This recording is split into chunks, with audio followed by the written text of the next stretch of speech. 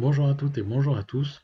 On se retrouve aujourd'hui pour le premier test d'un jeu PlayStation 5. Évidemment, ce test est celui du tout premier jeu disponible sur la console, la première exclusivité, le jeu que vous lancerez en théorie en lançant la console, puisque c'est celui qui vous permettra de découvrir les fonctionnalités de la manette, c'est Astros Playroom. Donc forcément, le jeu sort officiellement ce 19 novembre sur la console, en tout cas en Europe, et c'est un jeu développé par Japan Studio, le studio de Sony situé donc au Japon. Astro, on l'avait déjà vu à la sortie de la PS4, présenter déjà les fonctionnalités de la manette et de la console à travers un petit jeu composé de plusieurs mini-jeux. Il était revenu à travers un petit jeu de plateforme pour présenter le PSVR. Il est revenu après à travers un vrai jeu, cette fois-ci sur le PSVR, son premier vrai jeu. Et il revient là une fois de plus en tant que plus ou moins démo technique pour la PS5 et pour présenter donc la manette aux joueurs.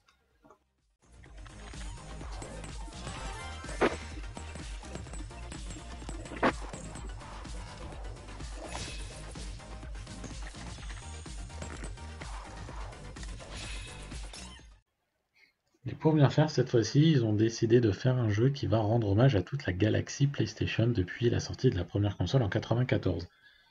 Si le jeu va faire énormément de références aux différents jeux PlayStation, notamment par les scènes représentées par les bots tout au long du jeu, mais également par le style des niveaux, par les artefacts à récupérer, ou encore plein de détails, notamment le nom des niveaux, puisqu'on va se balader à travers des composants d'une console. Le SSD, le CPU, la RAM, ce genre de choses. Le jeu est pas très long, il dure 3h30, 4 heures. Le fait est que c'est un jeu gratuit, et donc on peut pas vraiment en demander plus. On aurait voulu en avoir plus, mais on peut pas en demander plus.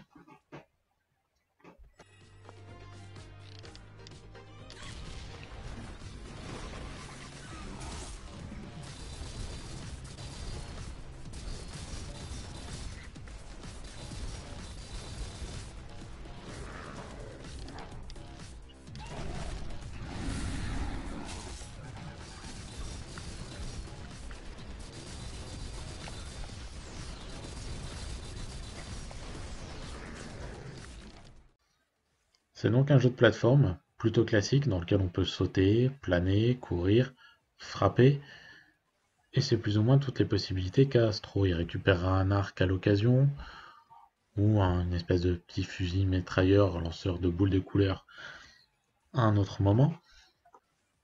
Cependant, tout au long du jeu, il croisera des costumes qu'il pourra mettre en fait à peu près un niveau sur deux. Ces costumes lui permettront de proposer des niveaux un peu différents. On a un singe, une boule, un vaisseau et une espèce de robot étrange qui propose vraiment une variation dans le gameplay. C'est rien de grandement nouveau, mais ça permet de varier régulièrement. Le jeu est composé en fait de 5 chapitres, de 4 gros niveaux de base représentant chacun une des consoles de Sony, et d'un boss avant un dernier niveau bonus.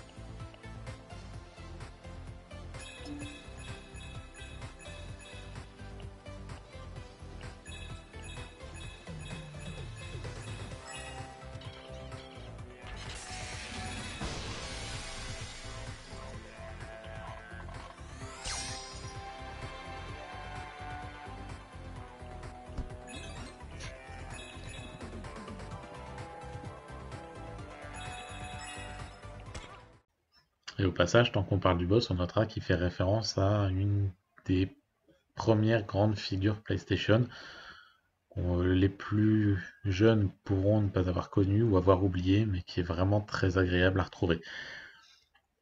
Pour le reste, ça n'a rien de grandement impressionnant. Le jeu est plutôt beau et il utilise bien les capacités de la manette, c'est-à-dire que le microphone est utilisé, les retours haptiques sont utilisés, les gâchettes adaptatives sont utilisées aussi. Il y a plusieurs choses qui sont montrées de cette façon et c'est vraiment une manière très agréable de plonger dans la console et de plonger dans ces nouveautés. Ça aurait été dommage en fait de passer sur cet Astro's Playroom. Le jeu est composé de 18 niveaux, et ces 18 niveaux se finissent relativement vite et relativement simplement. Il n'y a pas de grande difficulté à faire le jeu. Cependant, dans ces niveaux, on trouve des pièces de puzzle qui vont permettre de débloquer une fresque géante à la fin et de nombreux artefacts qui vont représenter les différents accessoires et consoles PlayStation et qui seront ensuite rassemblés dans une espèce de hall à la fin du jeu. C'est vraiment très plaisant.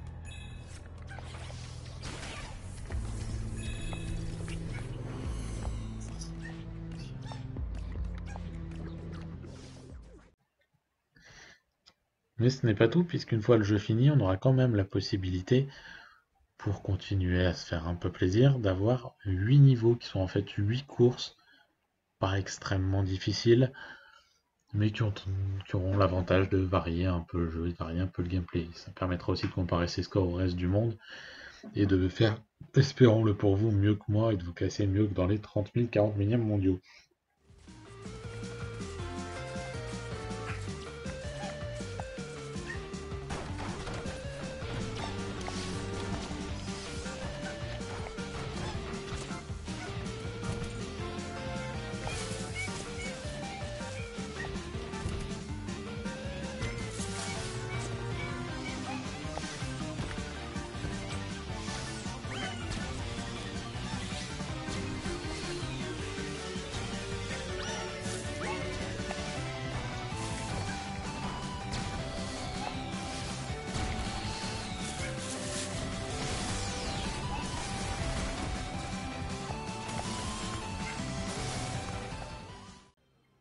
Il n'y a pas grand-chose de plus à dire sur Astro's Playroom. On a fait le tour de ce titre très sympathique qui utilise des concepts de plateforme très simples mais efficaces pour présenter ce qu'il a à présenter sur la nouvelle console de Sony.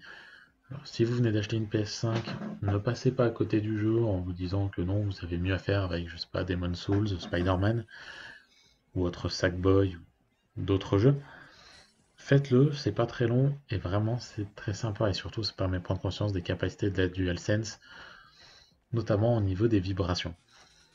Voilà, je vous invite donc à jouer à Astro's Playroom fortement, c'est un très bon jeu et j'espère vraiment qu'on verra Astro dans d'autres jeux par la suite, si possible développé aussi par Japan Studio. Si vous avez déjà joué au jeu, que vous l'avez fini ou pas d'ailleurs, vous pouvez laisser un commentaire, donner votre avis sur le jeu. Et en attendant, je vous souhaite une bonne journée à tous.